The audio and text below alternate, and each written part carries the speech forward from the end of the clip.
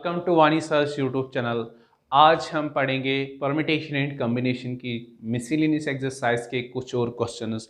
आज हम question number 5 से ऑनवर्ड्स करेंगे क्वेश्चंस को सॉल्व।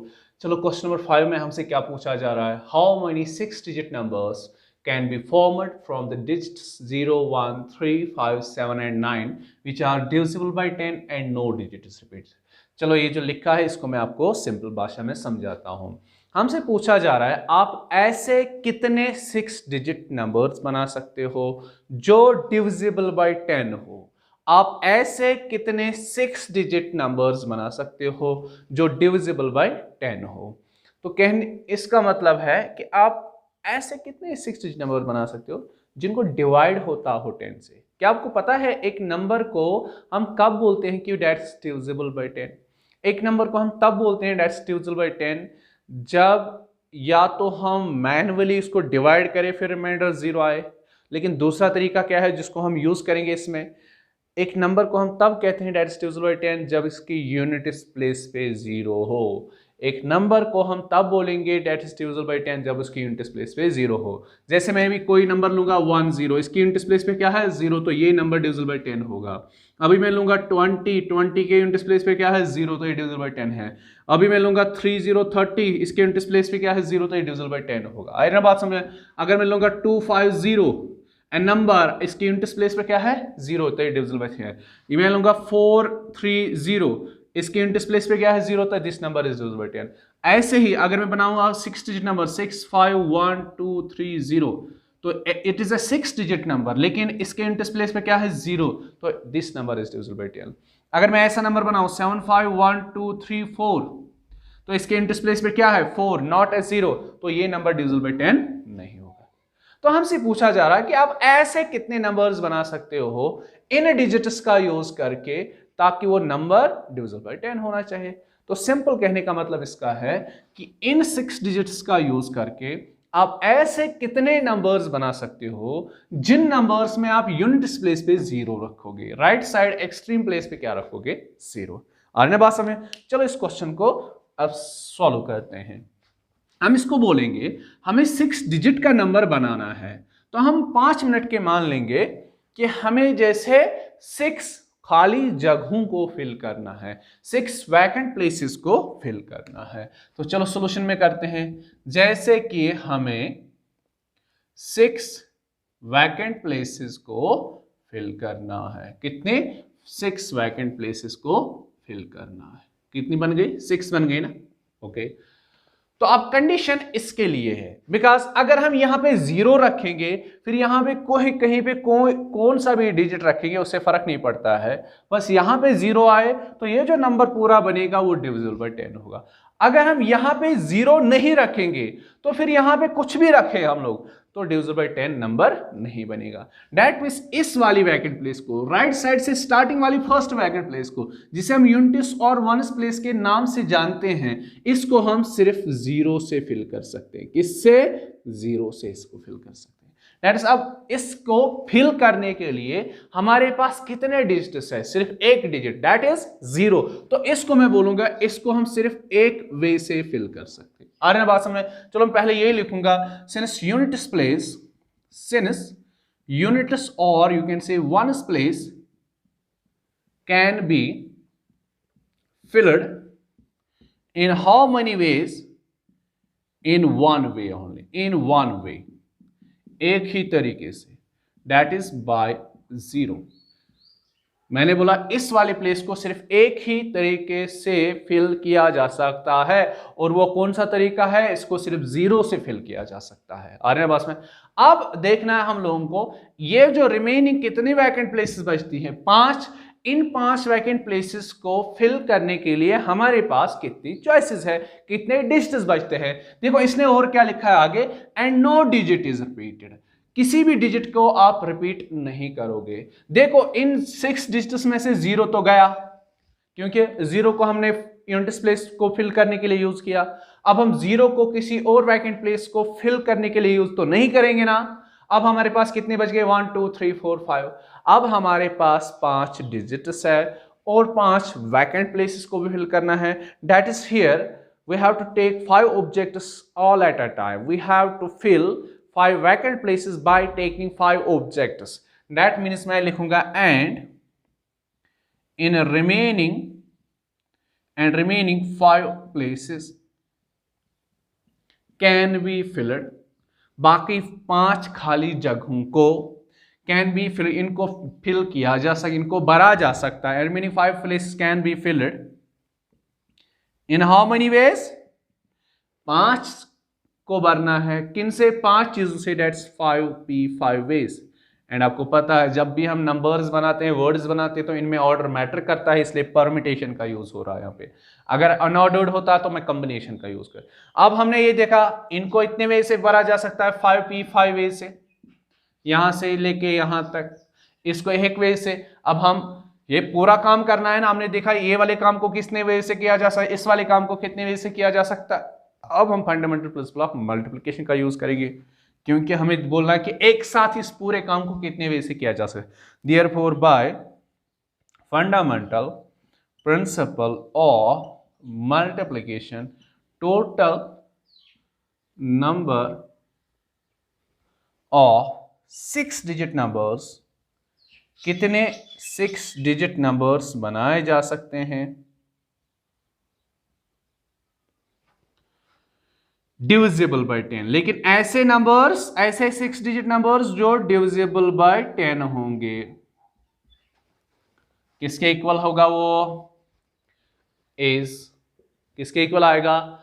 एक तो हम लिखेंगे वंस प्लेस को कितने वे से फिल किया जा सकता है, सिर्फ एक तरीके से. बाकी रिमेनिंग 5 वैकेंट प्लेस को कितने वे से फिल किया जा सकता है? 5 ways. 1 multiplied by anything is that thing.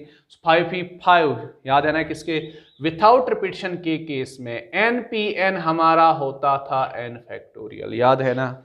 वैसे यहां पे भी विथआउट रिपीटिशन है, तो 5 आपका बनेगा 5 फैक्टोरियल. 5 फैक्टोरियल को आप एक्सपेंड करोगे, that's 5 times 4 times 3 times 2 times 1, ये आपका आएगा 1 2 0. तो आप 0 1 3 5 7 एंड 9 डिजिट्स, इन डिजिट्स का यूज करके आप कितने 6 डिजिट नंबर्स ऐसे बना सकते हो जो डिविजिबल बाय 10 हो? दैट्स 120. तो 120 6 डिजिट नंबर्स बनाए जा सकते हैं जो डिविजिबल बाय 10 होंगे. Pause the video to note it down. तो गाइस अब है आपकी मिसलेनियस एक्सरसाइज का क्वेश्चन नंबर 6. देखो क्वेश्चन नंबर 6 में हमसे क्या पूछा जा रहा है? The English alphabet has 5 vowels and 21 consonants. How many words with 2 different vowels and 2 different consonants can be formed from the alphabet. देखो क्वेश्चन में क्या पूछा जा रहा है. क्या आपको मालूम है कि इंग्लिश लैंग्वेज में कितने अल्फाबेट्स हमारे पास? एंड सबको पता है दैट्स 26. लेकिन इन 26 अल्फाबेट्स में से जो आपके पास इंग्लिश लैंग्वेज में है ना, total 26 alphabets, you know in 26 alphabets में 5 वोवेल्स है और आपके 21 कंसोनेंट्स है. तब भी बनेंगे ना 21 + 5 26. आर्यनवास ये आपसे पूछ रहा है क्वेश्चन में, आप ऐसे कितने नंबर्स बना सकते हो, सॉरी नॉट नंबर्स, वर्ड्स. आप इन 26 अल्फाबेट से ऐसे कितने वर्ड्स बना सकते हो जिन वर्ड्स में 2 वोवेल्स का होना जरूरी है और जिन वर्ड्स में 2 कंसोनेंट्स का होना जरूरी है. आप इन 26 अल्फाबेट्स का यूज करके ऐसे कितने वर्ड्स बना सकते हो जिन वर्ड्स में 2 वोवेल्स होना जरूरी है और 2 कंसोनेंट्स होना जरूरी है. दैट्स हम सिंपल भाषा में समझे तो हमें इन 26 अल्फाबेट्स से पूछ रहा है कि आप कितने 4 लेटर वर्ड्स बना सकते हो जिन 4 लेटर वर्ड में जरूरी 2 वोवेल होने चाहिए और 2 कंसोनेंट. अब इस क्वेश्चन को सॉल्व करने का बहुत आसान तरीका हम कॉम्बिनेशन का यूज करते हैं. बिकॉज हम लिखते हैं कि 5 वोवेल्स में से हमें 2 वोवेल्स को चुनना है एंड फिर हम लिखते 21 कंसोनेंट्स में से हमें 2 कंसोनेंट्स को चुनना था, तो आंसर इनके मल्टीप्लिकेशन के इक्वल आता था. लेकिन हमें पता है कि जब भी हम वर्ड्स बनाते हैं वर्ड्स में ऑर्डर मैटर करता है. देखो क्या करेंगे, सपोज मैं 2 वोवेल्स लूंगा, ए ई है ना 2 वोवेल्स, और मैं लूंगा एफ एल, दो कंसोनेंट्स ले लिए तो बन गए ना आपका 4 लेटर का वर्ड, बन गया ना 4 लेटर वर्ड। अब देखो मैं कोई और कंसोनेंट्स या और वॉवेल्स नहीं लूंगा, इन्हीं 4 दो वॉवेल्स और दो कंसोनेंट से देखो अब इनकी मैं पोजीशन बदल दूंगा। क्या करूंगा? पोजीशन बदल दूंगा। मैं लिखूंगा ई ए एफ एल। क्या बेटा ये वाला वर्ड और ये वाला डिफरेंट नहीं है? ऑब्वियसली है। क्या मैं करूंगा? ए को यहां पे, एफ को यहां पे, ई को यहां पे, एल को, ये अलग वर्ड है। जबकि इस वर्ड में भी वही दो वॉवेल्स है, दो कंसोनेंट, जो इसमें है, जो इसमें है, जो इसमें है। इन तीन वर्ड्स में वही दो वॉवेल्स है, वही दो कंसोनेंट है, जो एक में यूज हुए वही दूसरे तीसरे में यूज हुए, लेकिन ये तीनों के तीनों डिफरेंट वर्ड्स है। अब यहां पे हमें क्या करना है क्वेश्चन में? हम पहले देखेंगे कि हम सिलेक्शन कितनी वे से कर सकते हैं। Selection unordered selection. हम पहले देखेंगे कि 5 वॉवेल्स को हम 2 वॉवेल्स उठा के यहां से कितनी अलग अलग सिलेक्शंस बनाएंगे। सिमिलरली देखेंगे 21 कंसोनेंट्स में से हम 2 कंसोनेंट्स को सिलेक्ट करके कितनी अलग अलग सिलेक्शंस बनाएंगे। फिर में हम लास्ट में करेंगे उन सिलेक्शंस की क्या अरेंजमेंट फाइंड, दैट्स परम्यूटेशंस। जैसे ये एक सिलेक्शन हमने बनाई थी, 2 वॉवेल्स और 2 कंसोनेंट, फिर हमने इन्हीं 2 वॉवेल्स और 2 कंसोनेंट्स की पोजीशन बदल के दैट्स अरेंजमेंट इनका किया, देखा हमें कितने अलग अलग वर्ड, तो वो देगा हमें इस क्वेश्चन का सॉल्यूशन। आई होप आपको क्वेश्चन का बेसिक समझ में आया होगा, आपको क्वेश्चन का कंसेप्ट समझ में आया होगा। अब हम उस चीज को लिखेंगे। देखो हम क्या करेंगे, पहले हम देखेंगे 5 वॉवेल्स में से हम 2 वॉवेल्स को कितने वे से सिलेक्ट कर सकते हैं। तो सॉल्यूशन में लिखूंगा 2 वॉवेल्स आउट ऑफ, कितने वॉवेल्स में से कितने हैं total? 5, and 2 vowels out of 5, and क्या चुनना है? 2 कंसोनेंट्स भी होने चाहिए, and 2 consonants out of 21, and 2 consonants out of 21 can be selected. अभी मैं सिलेक्शन की बात कर रहा हूं, अभी मैंने ऑर्डर नहीं लिया। कैन बी सिलेक्टेड और done in how many ways? In how many ways? 2 vowels को चुनना है 5 में से, डेट्स हो गया 5C2। कॉम्बिनेशन का दूसरा नाम ही है सिलेक्शन। 5 वॉवेल्स में से हमें 2 वॉवेल्स को चुनना था, कितनी सिलेक्शंस बनेगी डिफरेंट? 5C2, एंड है ना, बिकॉज 2 कंसोनेंट्स भी रखना जरूरी है वर्ड में, तभी तो 4 लेटर का वर्ड बनेगा। एंड 2 कंसोनेंट्स को चुनना है 21 में से, तो कितने वे से किया जाए? 21C2 veg. ये हो गया आपकी सिलेक्शन। 2 वॉवेल्स को कितने वे से चुना जा सकता है, 2 कंसोनेंट्स को कितने वे से। लेकिन हमने भी देखा अगर हम 2 वॉवेल्स और 2 कंसोनेंट्स को चुनेंगे, फिर अगर हम इन्हीं 4 लेटर जो है इन्हीं के पोजीशन यहां बदल देंगे, तो हमें वर्ड्स डिफरेंट बन रहे हैं। आल्सो मैं लिखूंगा आल्सो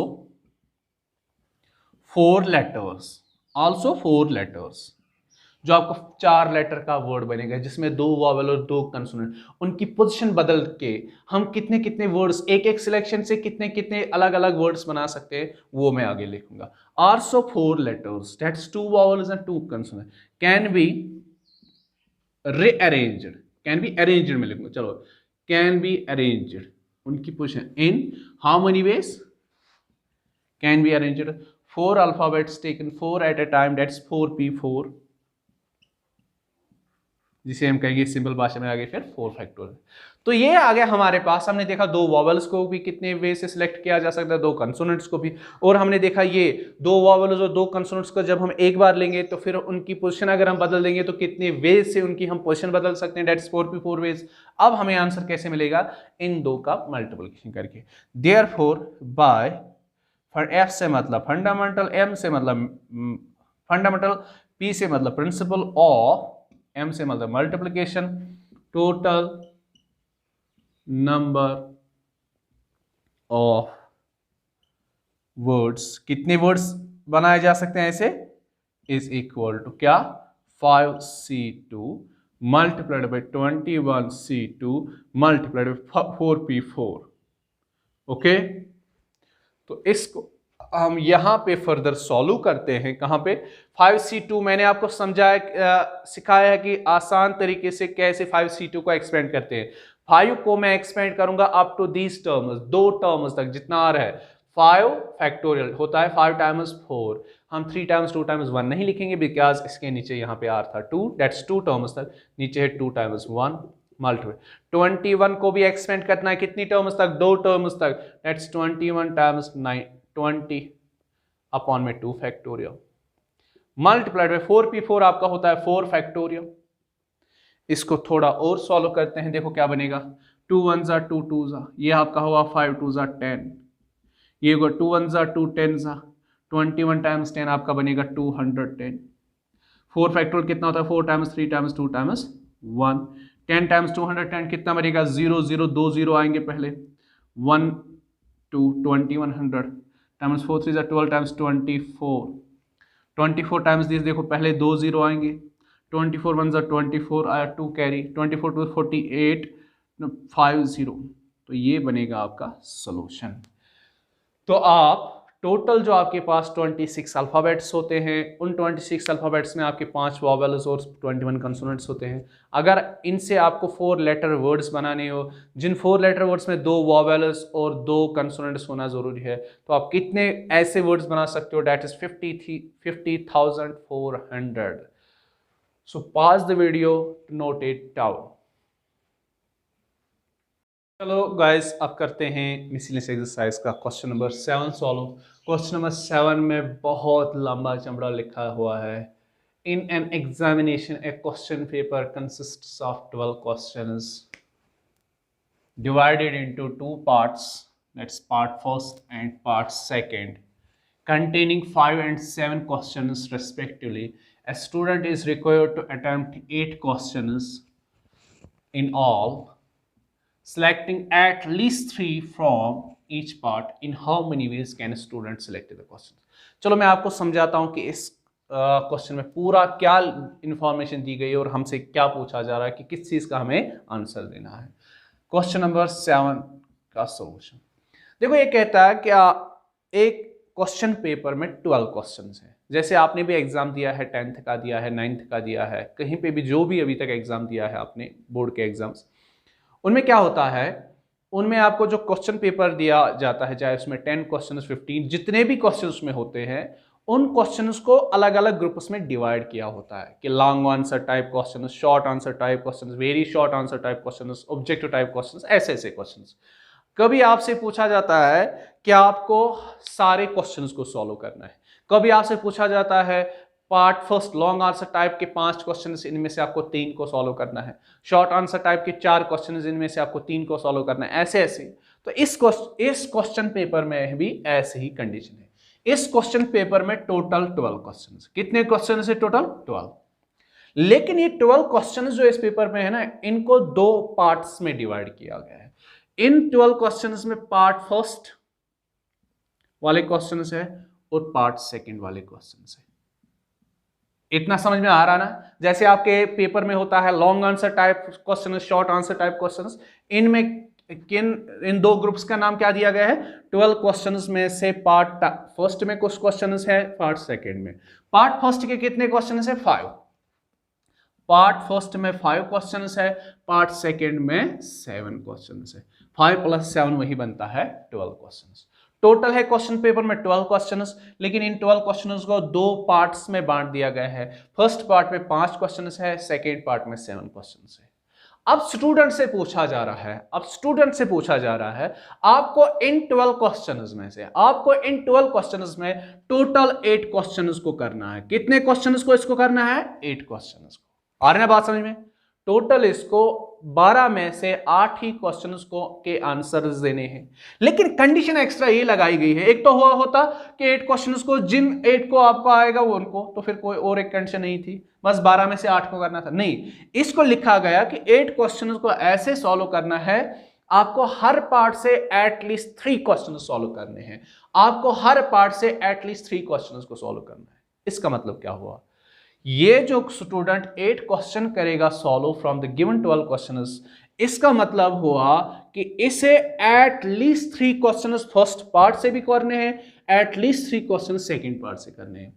एटलीस्ट 3, मैंने प्रीवियस लेक्चर में भी ये समझाया एटलीस्ट का मतलब क्या होता है। अगर लिखा है एटलीस्ट 3 का मतलब हुआ 3 और मोर देन 3, 3 या 3 से ज्यादा, 3 या 3 से ज्यादा। सो अगर स्टूडेंट को टोटल 8 क्वेश्चन सॉल्व करने हैं with at least 3 question from each part, इसका मतलब हुआ इसको पार्ट फर्स्ट से भी कम से कम 3 क्वेश्चंस करने हैं, या 3 से ज्यादा, या 3 क्वेश्चंस, या 4 या 5, 6 तो नहीं कर सकते बिकॉज में टोटल 5 क्वेश्चन है।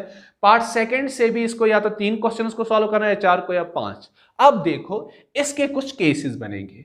देखो केस फर्स्ट बनेगा, सपोज ये स्टूडेंट अगर पार्ट फर्स्ट से 3 क्वेश्चंस करेगा सॉल्व, पार्ट फर्स्ट से कितने क्वेश्चन सॉल्व करेगा?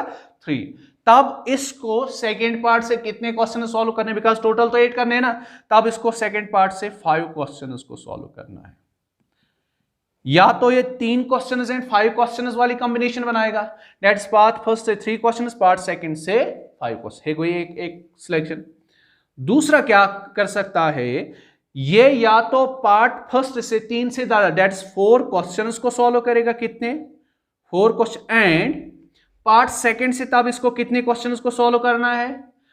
टोटल बनने चाहे 8, 4 क्वेश्चंस तो इसने पार्ट फर्स्ट से सॉल्व किए, अब इसको सेकंड पार्ट से पे 4 ही क्वेश्चंस को सॉल्व, या तो ये पार्ट फर्स्ट से 3 क्वेश्चंस को सॉल्व करेगा, सेकंड पार्ट से 5, या पार्ट फर्स्ट से 4, सेकंड पार्ट से भी 4। आ रही ना बात समझ में?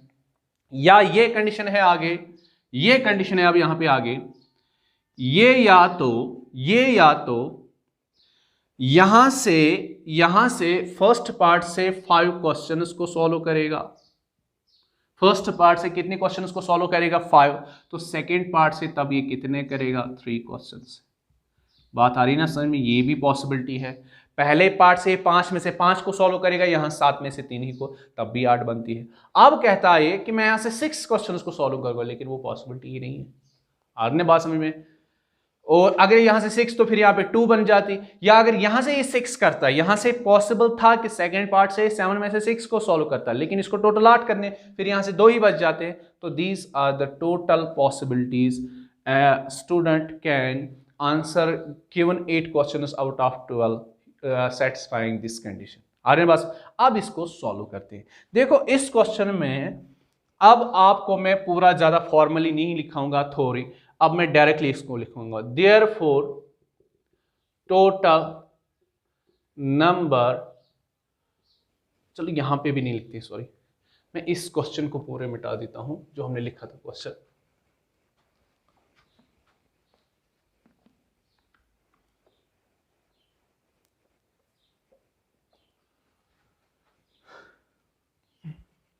अब देखो कैसे करते हैं इस क्वेश्चन को। अब मैं ज्यादा थ्योरी आपको नहीं लिखाऊंगा, अब मैं डायरेक्टली इस चीज को यहां पे एक्सप्रेस करूंगा।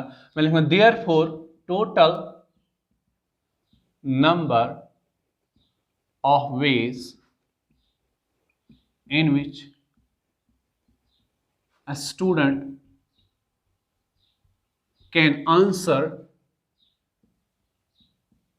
8 questions out of 12 is, and attempting at least 3 questions from each part, that's 3 questions को इसको select करना था। 3 questions part first से 5, 5 में से 3 को सिलेक्ट करना, कितने वे से? 5C3। बीच में क्या? एंड का मतलब हुआ मल्टीप्लिकेशन। ये 5 क्वेश्चन ये कहां से सिलेक्ट कर रहा है? सेकंड पार्ट से। सेकंड पार्ट में टोटल कितने हैं? 7 में से 5, 7C5। फिर क्या बीच में और है? और है यहाँ पे, और का मतलब हुआ प्लस। अब ये 4 क्वेश्चंस कहां से सॉल्व कर रहा है? फर्स्ट पार्ट से। फर्स्ट पार्ट में टोटल है 5, 5 में से 4, 5 में से 4 कितने वे से सिलेक्ट कर सकता है? That's 5C4। बीच में है एंड का मतलब मल्टीप्लिकेशन। ये 4 क्वेश्चन ये कहां से पार्ट सॉल्व कर रहा है? सेकंड पार्ट से। सेकंड पार्ट में टोटल 7 है, 7 में से 4 को चुनना, कितने में से? 7C4। आई होप आपको समझ में आ रहा है। और का मतलब हुआ फिर से प्लस। 5 क्वेश्चंस अभी कह रहा है कि मैं सॉल्व करूंगा from the part first, that's 5 में से 5, दैट्स 5C5। फिर बीच में अगेन है मल्टीप्लिकेशन एंड मल्टीप्लिकेशन।